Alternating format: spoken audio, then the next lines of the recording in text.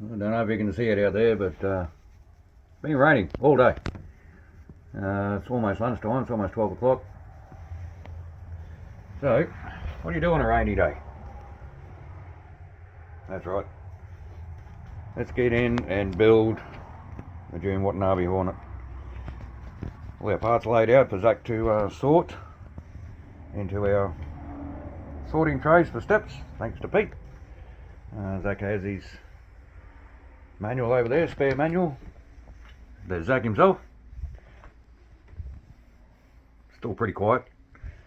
There's our camera setup, ready to go. Build bench, ready to build another Hornet, but quite a special one. So we're not going to show you every single step of this build. We're just going to show you bits and pieces. So I'll hand it over to camera number 2. We'll get going.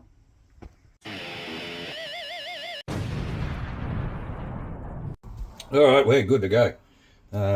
Lovely, pretty purple Hornet manual. I'm just going to start building while I chat. I'm going to put this oil cap on first this time, something different. So we are in August 2025. It is the 9th of August, so we are just fresh off the heels of the Poor Boys RC Speedrun Challenge, which, as all of our subscribers would most probably know, the Speedrun Challenge was done with the Hornet chassis. So I am 100% confident that pretty much everybody in the world who follows RC and who indeed follows Poor Boys knows how to build a bloody Hornet by now. So for that reason and another reason, we just recently did a complete build video on the Shell Queen Hornet. So we are not going to bother going through every step of this build with you. So you're not even going to see all of the build. When I'm sick of talking, I'm just going to shut the camera off and come back when I feel like talking again. I just think it's a complete waste of time showing everybody step by step the build of a car which is exactly the same as the car we just built a couple of weeks ago. I mean, mechanically it's exactly the same. The only difference are all these pretty colours. So you can see me putting grease into screw holes there. If you missed it on previous videos, I do this just to lubricate the plastic ready for the self-tapping screws, because sometimes they can be a little bit tight to get in. So one, it makes it easier to, probably takes a bit of stress off the plastic as well. So do I even know what I'm doing here? Apparently not. I need that one and some bushes. I have to grease up. We're using the stock bushes because, again, this is going to be a Shell Queen. It's never going to be run. Well, I say never.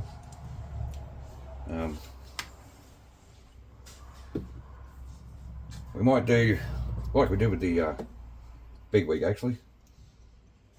We might do a light run around the yard, just so we can see a June Watanabe Hornet running.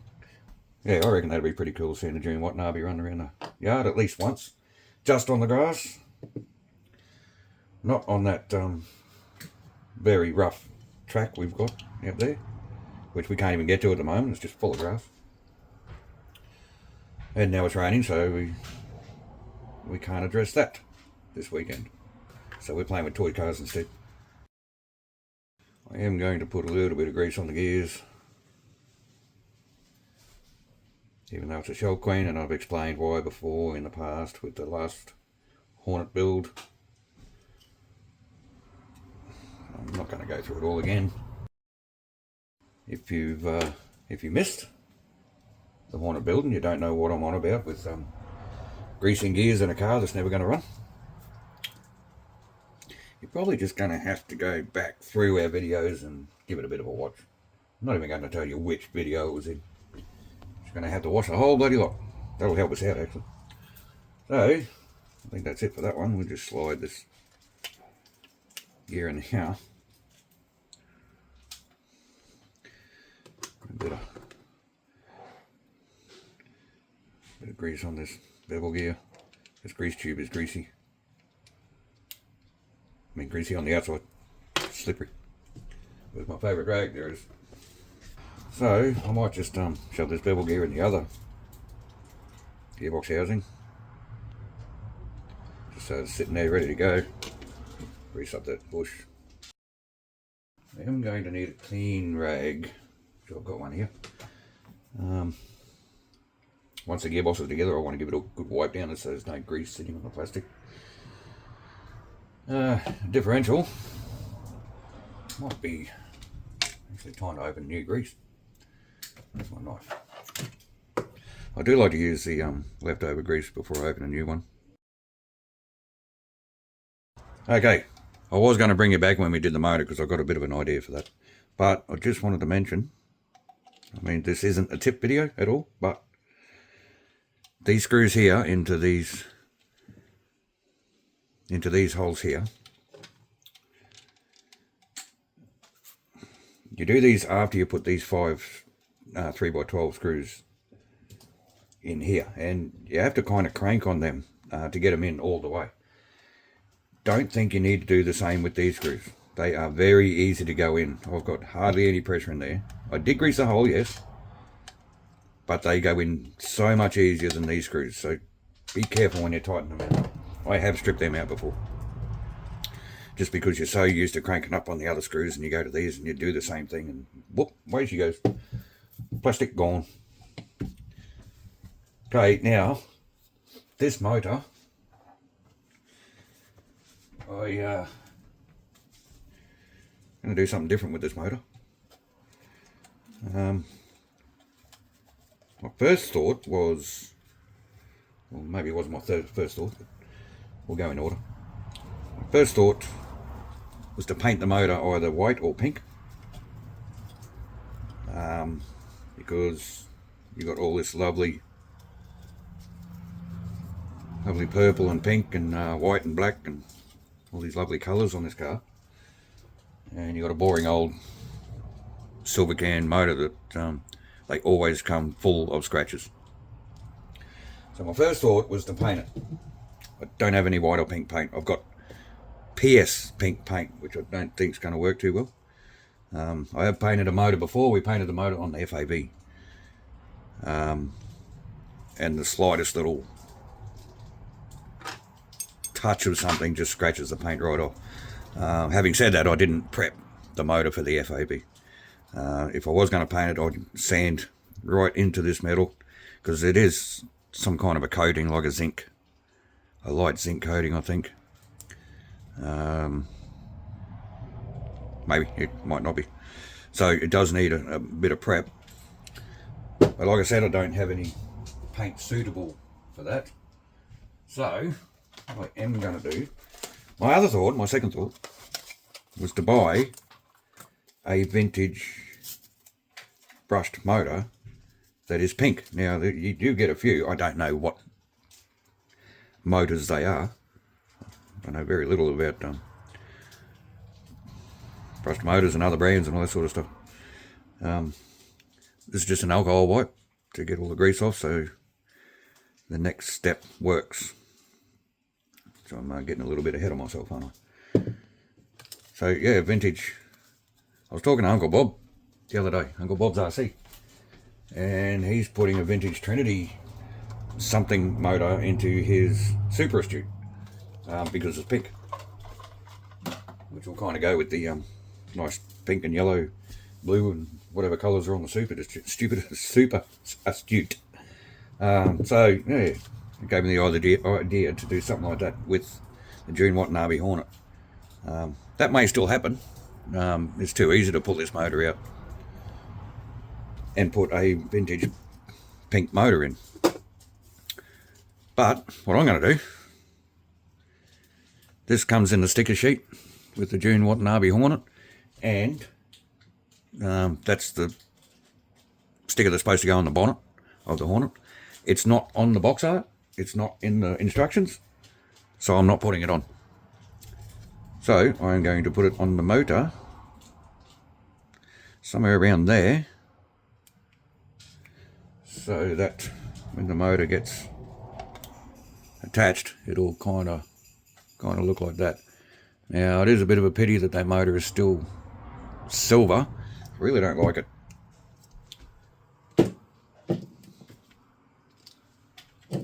I really don't like that silver motor.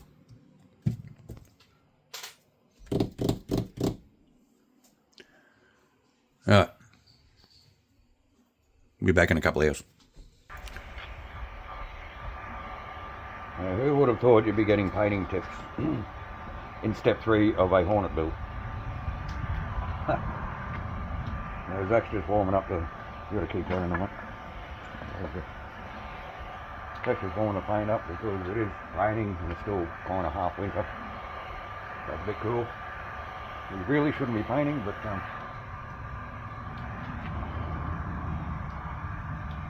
I'm painting the old silver can. I couldn't, in all good conscience, put a dirty old silver can in a car like the June Watanabe Hornet.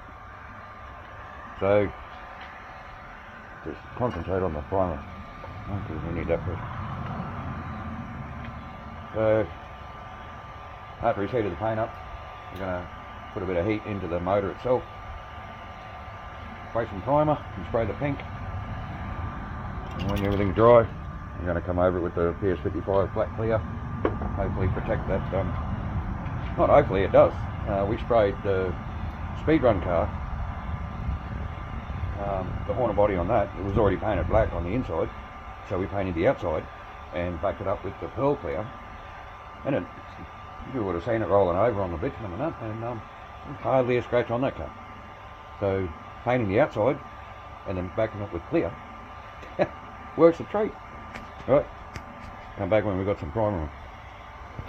We've got the can in primer, just the fine surface primer. I did sand the can first with some 500 grit, wet and dry. So hopefully the paint actually sticks to it this time. It's not like it's going to get bashed around and run like a normal car, but it'd be nice if the paint doesn't scratch. Hopefully the clear over the top might help us out. So we did put a bit of heat into it after I put the primer on to help let it dry properly. So yeah, we'll heat up some pink and throw that around. So there is our silver can that is no longer silver. We just gave it a second coat of TS13 clear over the top of the PS11 pink. Yes, they do stick if you do it correctly. In between coats we're putting heat into it with the heat gun. So we're going to let that dry off as much as we can. Well, going to let it dry completely and rip off this mask, and then I'm probably going to hand paint the end bell, not the bell end, the end bell in black, and the yellow and green wires just aren't going to suit the rest of the car, so I'm probably just going to cover both wires in black heat shrink tube, which I think will complement the rest of the, like the black dots on the rest of the car. That come out really nice, shiny, and I think with that Hornet sticker on it, it's going to look really good. So we'll see you back on the bench. Okay, so I have our lovely pink June Watanabe motor. So I'm just going to paint the end bell with this XF1 Tamiya enamel. It's flat black. I don't have any gloss. So hopefully it works out just fine. You can see I've got my optivisors on because I really want to get this right. I do have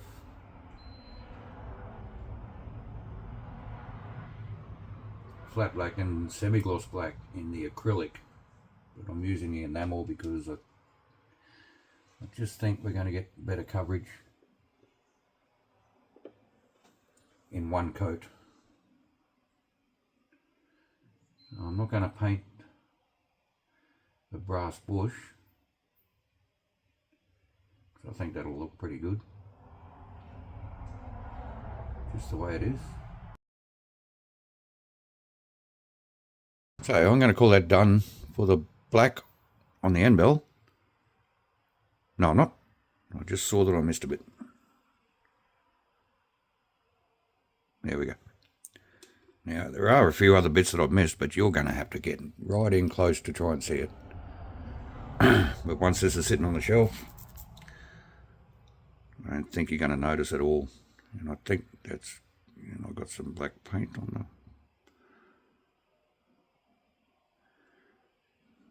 I'm getting black paint everywhere, oh no!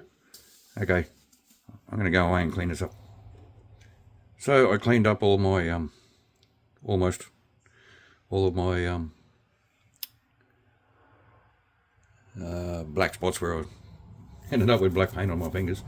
You can see the paint is drying. So we're going to let that dry completely. But I have a choice of either running with this Hornet sticker or this single pink bum Hornet. And I just can't decide which one to use. I mean, that looks good, but it covers up a lot of that pink. This one also looks good, but it looks a little... What's that TV show? I can't think of it. Kind of hentai, kind of... I don't know. I've also cut a couple of lengths of heat shrink tube. Now, they don't go over these clear plastic pieces here. And they probably won't even go over that bit there. But they might. What I'm going to try and do is take these pieces off and get this tube on, shrink it on. Then we're just going to have two black wires coming out of the black end bell with the pink motor. And just got to decide which Hornet sticker to put on the motor. The big Hornet or the little Hornet. Actually, we'll let you guys decide. We'll put up a poll. And we'll see what you reckon. And whichever one you pick, that's the one we're going to go for. Alright, we'll do that right now.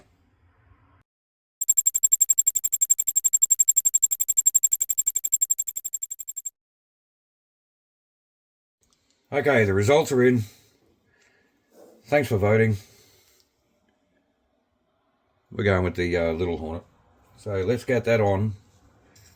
Get the motor in this gearbox and keep moving, because we've officially spent more time dressing up this motor than we're probably going to spend on the rest of the chassis build. So I'll sit that back in there. Let's get the sticker on. Let's hope I can put it on where it needs to be. So the motor is pretty much going to sit, as you're looking at the back of the car, it's pretty much going to sit like that. So I think I want...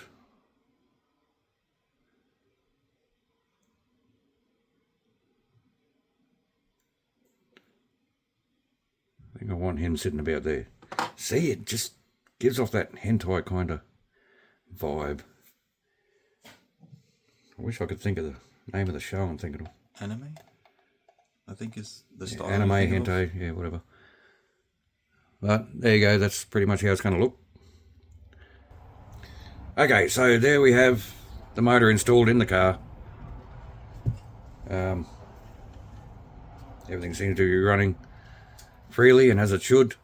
And I mean, you got to admit, that looks so much better than a dirty old silver motor sticking out the side of it. We covered the wires with the black heat shrink tube. I just exposed the bullet connectors. I ended up cutting off the clear plastic for the end of the connectors. If this car ever does get run, it's going to be run very lightly and not for very long. So I think the black wires go together with everything, the black end bell, the pink motor, the purple gearbox, a cute little Hornet. I don't know, what do you guys reckon? I think that it just might make the car, I think. So with all that done, there's really not much to write home about with the rest of the car. I mean, it's just a basic Hornet, isn't it? So we're either going to cut it here and come back to when we've got a fair bit done, or do a bit of a time lapse, because it's really quiet around here and I want to put some music on, and obviously we can't play music while we're filming the video. So we're going to do that, and we'll bring you back when we find something that's worth talking about. Getting up the blocks. We're back to back 12 dark legs in this match. So we're onto the shocks, and I'm not going to show you building the shocks, but these shock bodies look polished. I'm pretty sure the ones that came in the standard Hornet kit were just the brushed aluminium finish on them, and even the, I don't know, I could be wrong, but they just seem a little bit more shiny. Of course, the white springs, they're just going to look awesome over the top of there with the purple highlights. I will do this on camera because we have a new toy thanks to our good friend Peter Edwards. Now, there was some shock oil in the kit, I'm sure there was, but I can't find it, so we'll use this one. Just a bit of oil on the shock shaft there. Oop, I said a bit.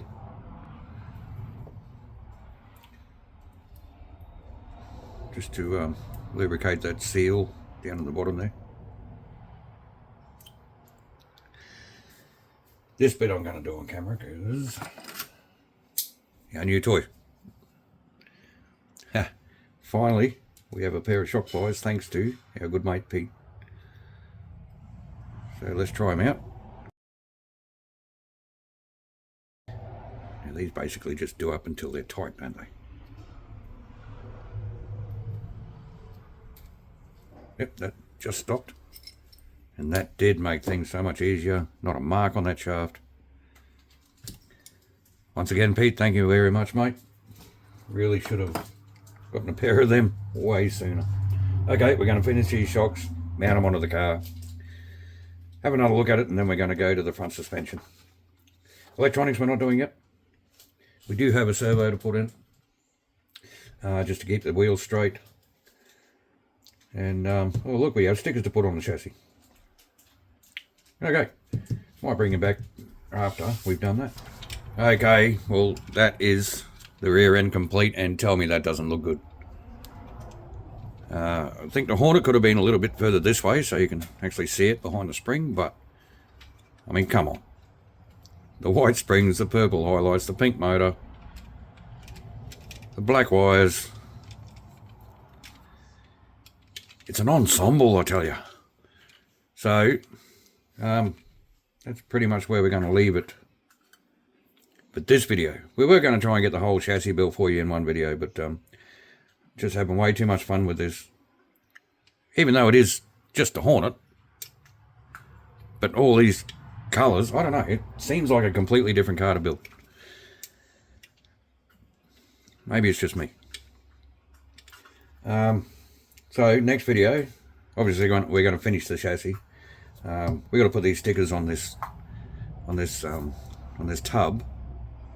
And now looking at it, it would have been so much easier to do that before the Nerf bars went on. So I might even take them off when we put the stickers on. Then we've got this sticker to wrap around the front. We've got to put the servo in. Now, where did you found a servo, didn't you? Over there. Oh, right there. Over there. Yeah, we got this crappy old Futaba. I mean, look at it. The rust has gone into the spindle there. It's covered in dirt.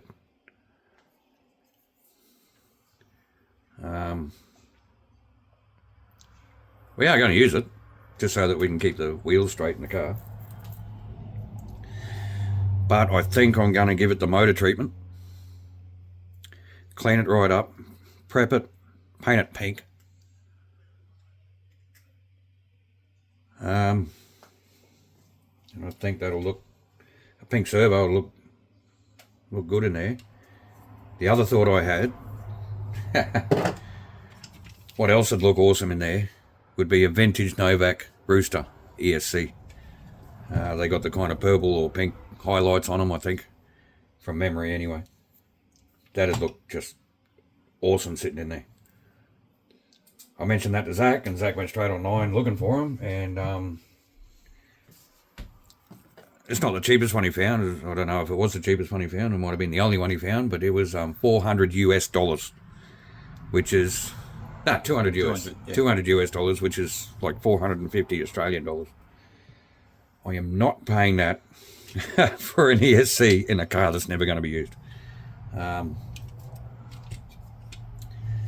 Tell you what, call out if anybody's got a Novak Rooster that looks good and doesn't work.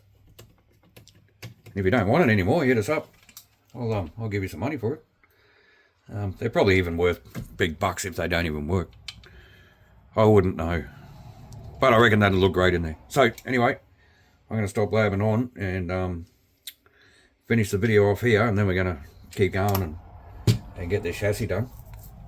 But you will see that in the next video. I mean, have a look. Have a look. Righto, guys. Thanks for watching. Thanks for your support. Have a great day. We'll see you next time.